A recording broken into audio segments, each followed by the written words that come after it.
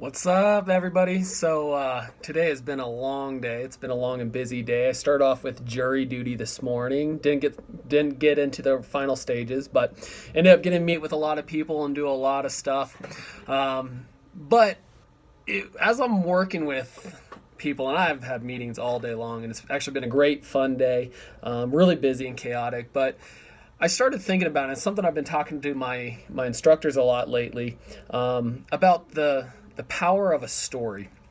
So I remember when I was younger, all the time my mom would talk to me. So, some of you guys know and some of you guys don't know this, but I was actually born with some major health issues. So within 3 weeks of my life, I was actually at the doctor's getting my kidney removed because I was about to die.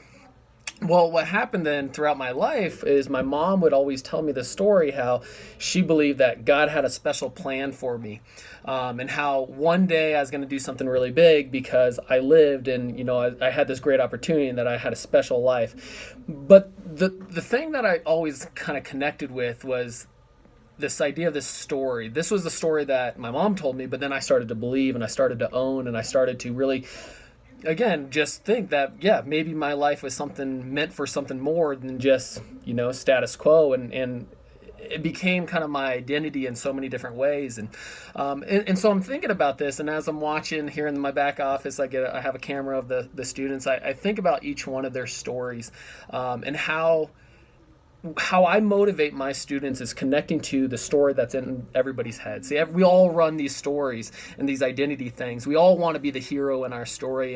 And how I get my students to really push is I just talk to them about who do they want to be. Do they want to be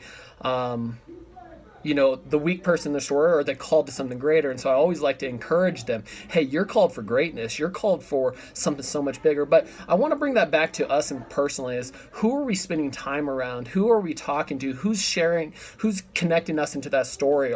The influences of our life are really important. And I talked about community before, but it's because of this. It's because people are talking to us about the story that's in our head. And sometimes this is a negative story, which will cause us to do negative things, have depression, things like this. Sometimes it's positive. Sometimes it lifts us up and causes us to work harder and to think that we can. See, a lot of the time, because I believe in my students, and I believe that they have a grand story, I can push them to do more because might not believe that they can run 3 miles, but because I know they can, because I know that it's all in their head anyways, I can encourage them and pull that out of them. So my encouragement to you guys, my thought for the day really is just about thinking about your story. Are you thinking in a positive way, or are you thinking in a negative way? And as Henry Ford always says, whether you think you can or you think you can't, you're right. So that's just kind of what I want to leave you guys on to process. Are you living a bigger story? Are you living a story worthy of your existence? So anyways, again, if you like these videos, comment, share.